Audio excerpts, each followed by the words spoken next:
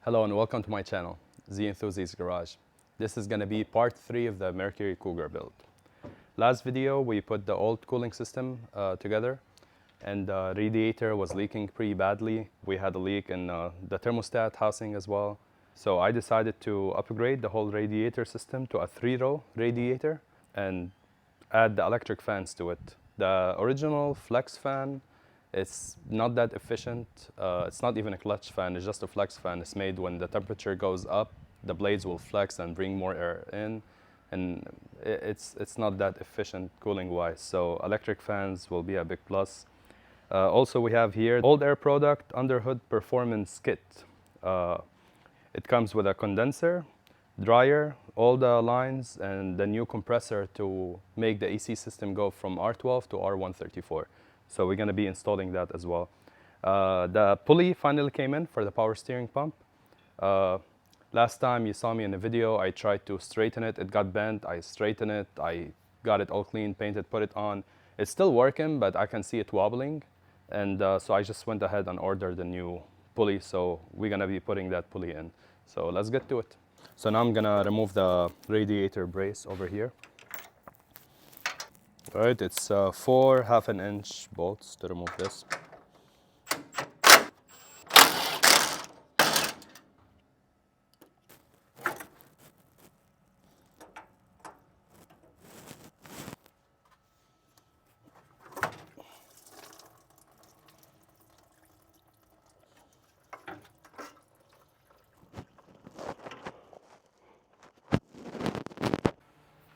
All right, so now since I have room in the engine bay, I'm gonna tackle the power steering pump pulley over here.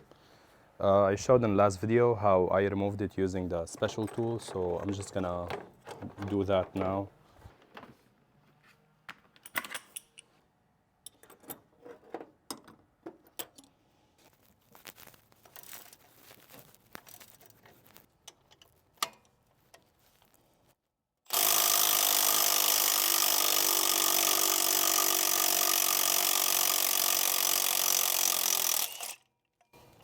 All right, all pulley is out. I'm gonna grease up the shaft. Here's the new pulley and the old pulley next to each other's. The old one is the original one, the Fumoco brand, but they look identical, so hopefully it goes in with no problems.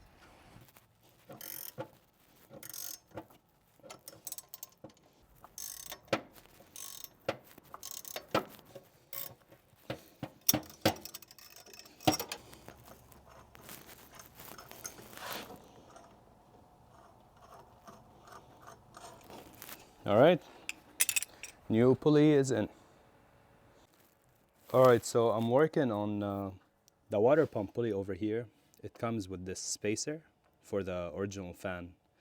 And this spacer is attached with those long bolts here. So when I put the new radiator, it's gonna interfere with the spacer. There's no room for it. So I need to put shorter bolts and remove the spacer. So I just want to show this cool little tool I just got from Simple Tools. It's called Simple Stupid Tools, the company. It's really nice. It's all magnetic, can attach anywhere. This is not sponsored. I just got this tool and I've been using it a lot ever since I got it. And here's the bolt that was on the water pump. And I was able to find that it's a 5/16 with 24 fine threads. So it went in here. So all what I had to do was just take this piece over to where I keep all the bolts, and I found some short screws that I have that were able to go in. Over here, they are also 5/16, 24 fine. But they do need to be shorter, so I'm gonna put some washers on it. I found that using the original washer and 2 other washers is the best way. So I just put those 2 on and I was able to torque them, and it's now I have way better clearance for the new radiator. Alright, now I'm gonna tackle taking out the original compressor. I'm gonna take out the compressor and all the original lines that go into the heater core on the car.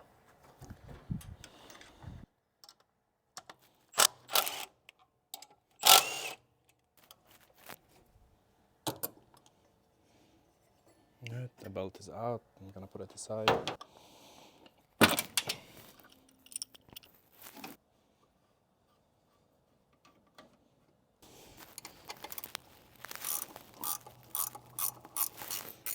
Alright, there's two 9/16 bolts that's holding the compressor on, and it was actually very loose. And luckily it's only on the front. Here's the first one out. Yeah, second one's loose as well. Alright, now it should be good, yeah. And here's the clutch wire. You can just disconnect it. And old compressor is out. It's pretty heavy. Oh, yeah. Here we go. It's still working, so I'll probably try to put it up for sale or something. The clutch was working on it. Remanufactured by Four Season in July. I don't know what year, they never punched it out. Alright, so I'm trying to understand the instructions of the AC compressor, the new one. Instructions are not that bad. It doesn't explain how the idler pulley gonna attach. It only, in the instructions, both pages, they don't mention this. And over here it says secure upper sending ears to idler. So I'm assuming this is what's gonna attach to the new compressor, to the idler. But I just laid out all the bolts for the new bracket, and they give you instructions where every bolt go. So the shorter bolt gonna go on the bottom to secure the bracket to the original bracket on the car, which we can see here in the picture. The longer bolts are gonna attach on the side to secure the compressor in place. So I'm gonna attach this bracket now, and then I'll put the compressor, and then I'll try to figure out how this will attach to the idler pulley. And the instructions said to keep this a bit loose so we can slide back and forth to see where the pulley is, to line it up with the harmonic balancer and everything. Alright, so the compressor gonna be facing this way. All the line connection gonna be on right hand side. Alright, so I think I figured it out. I still have everything loose, but the way this works, so you attach the main bracket that came with the compressor to the main engine bracket using the provided bolts and nuts, and then you attach the compressor to that bracket. So I kept it loose and I attached the idler pulley that way. So this bracket came with a spacer and a lot of extra washers and spacers, and this is how it attached to it. Old Air never provided any instructions on this. I tried to call them. They're actually in Fort Worth, very local to me, but it's Sunday. But I think I figured it out. So I kept it loose on the bracket on the bottom, and I kept moving the compressor around so I can line it up with a harmonic balancer, and I think it's the belt is pretty straight like that, so everything straight. So now I'm gonna tighten up all the bolts and attach remaining bolts on the compressor and see how that goes. Alright, I just tightened up everything.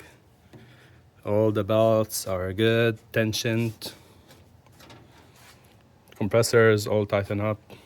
I really like the clean look on the front with no fan. It makes the engine bay looks much nicer. Now I'm gonna tackle the thermostat housing over here. And I did buy a new coolant temperature sensor, so I'm gonna swap it out and then start taking out all the AC hoses. Right now I'm gonna tackle on taking out the AC hoses. There's two hoses here connected to the condenser on the inside. I'm gonna be really careful. I don't want to bend this line right here. So we're gonna set the camera and start working on it. I'll also spray some penetrator on it to help me out. All right, so the instructions said to blow some air in the line here, and if we see oil coming out from the other end, then we know it's good. If we see some white residue and white powder, that means it's all oxidized and bad, and the box inside need to be replaced. So I'm gonna blow some air now, and hopefully we don't see any powder come out.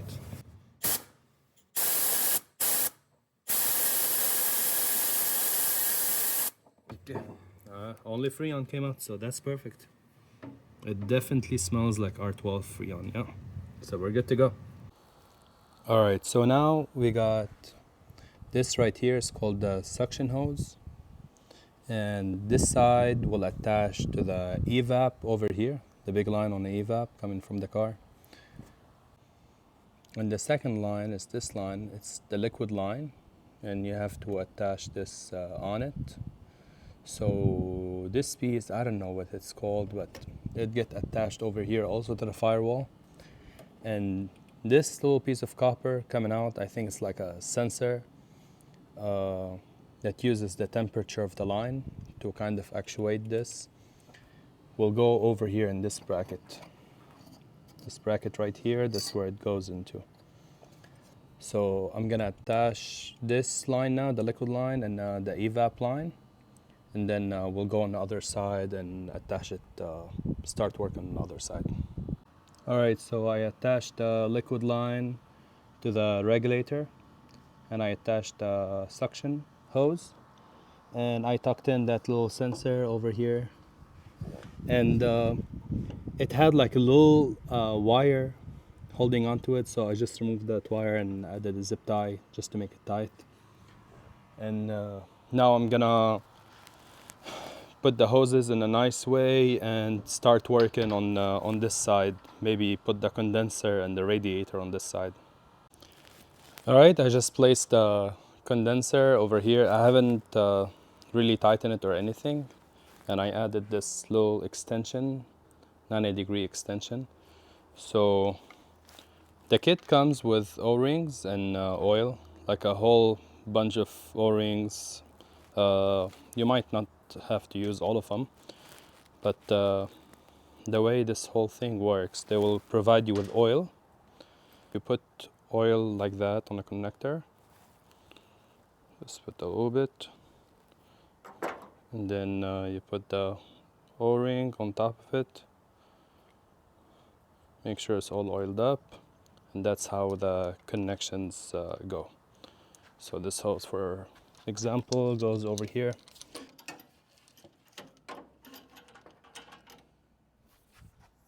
Like that.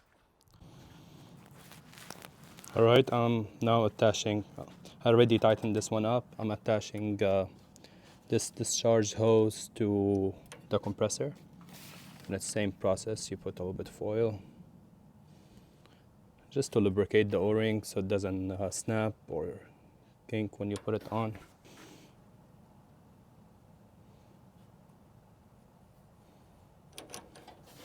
Okay. This one will go on top.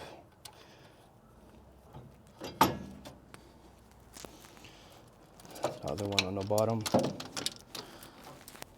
So I'm actually gonna torque down the bottom one first just so I can get better leverage on it.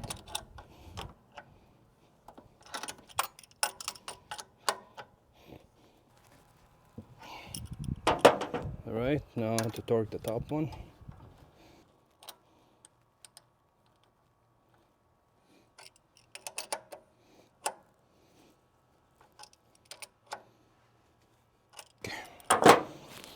Alright, both are tight and good to go.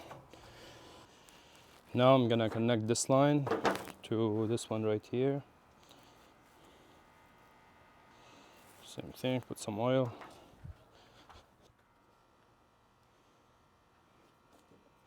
I'm gonna do my best to make it point down when I torque it down. Okay. Alright.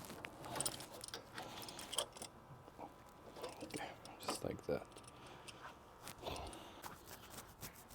Alright, so now I'm just wiring in the high and low pressure switch right here. The way they made it connect is, this is the original AC clutch line from the car, from the wire harness. It was connected straight to that one wire from the old compressor. So now the new compressor got a wire, but you don't just plug it in here. You get the two wires that come out from the switch. One of them will go into the compressor and the other one will go into the wire harness, and that's what will trigger. So this pressure, pretty much, the intention of this, if it got too much pressure, it will turn off the compressor. If it got too low pressure, it will turn off the compressor, mainly for safety reasons.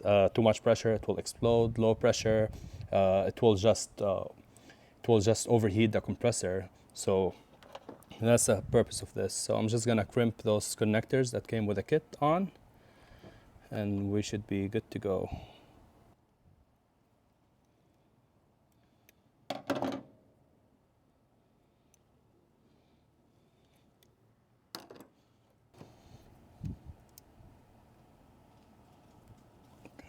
Another line, connect to this one.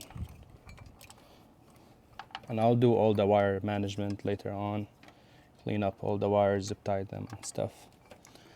For now, I just want to make sure everything's working before I start doing that. Alright, so right now the whole AC system is connected. The dryer is in, I got it all hooked up to the frame. The dryer and all the lines connected, the AC switch pressure is connected, compressor with a bracket, pulley got great tension on it, maybe too much tension.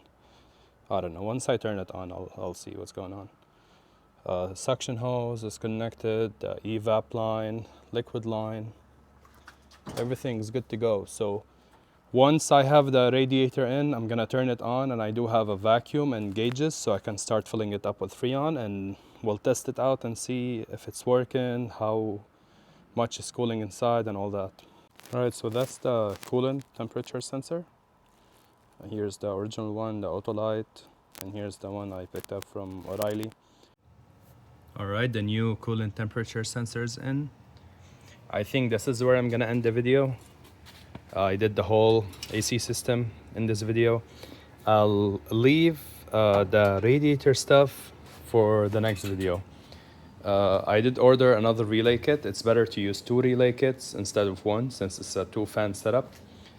So I'm gonna wait till I get all the parts in and make a video on how to connect the radiator on its own.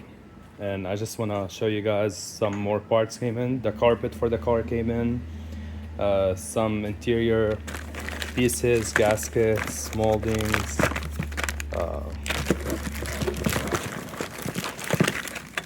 yeah, all the door stuff, bushings, some stuff from West Coast Cougar, and I got the new steering wheel. I'm really excited to put the steering wheel on. It's a way better quality than the one that's on it currently. So thank you guys for watching, and see you next time.